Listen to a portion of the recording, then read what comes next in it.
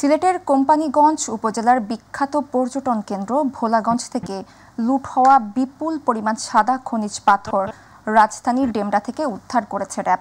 বৃহস্পতিবার রাতে শীতলক্ষ্যা নদীর তীরবর্তী সারুলিয়া এলাকার 7টি পাথরের আড়তে অভিযান চালিয়ে আনুমানিক 40,000 ঘনফুট মূল্যবান পাথর জব্দ করা হয়। তবে এ ঘটনায় কাউকে আটক করতে পারেনি র্যাব। 11 ব্যাটালিয়নের অধিনায়ক lieutenant colonel HM. Sajjad Hossain জানান, গোপন সংবাদের ভিত্তিতে তারা জানতে পারেন ভোলাগঞ্জ থেকে লুট হওয়া বিপুল পাথর নারায়ণগঞ্জের কাঁচপুর সেতুর নিচে শীতলক্ষ্যা নদীর তীরে আনা হচ্ছে। এ তথ্যের ভিত্তিতে সন্ধ্যা থেকে এলাকায় গোয়েন্দা নজরদারি চালিয়ে রাত 8টার দিকে জেলা প্রশাসন ও পরিবেশ অধিদপ্তরের কর্মকর্তাদের সঙ্গে যৌথ অভিযান পরিচালনা করা হয়। অভিযানে দেখা যায় 7টি আড়তে ট্রাকে বোঝায় সাদা পাথর বালু দিয়ে ঢেকে রাখা হয়েছিল। উদ্ধারকৃত পাথরের মধ্যে আস্ত ও মেশিনে ক্রাশ করা পাথর রয়েছে।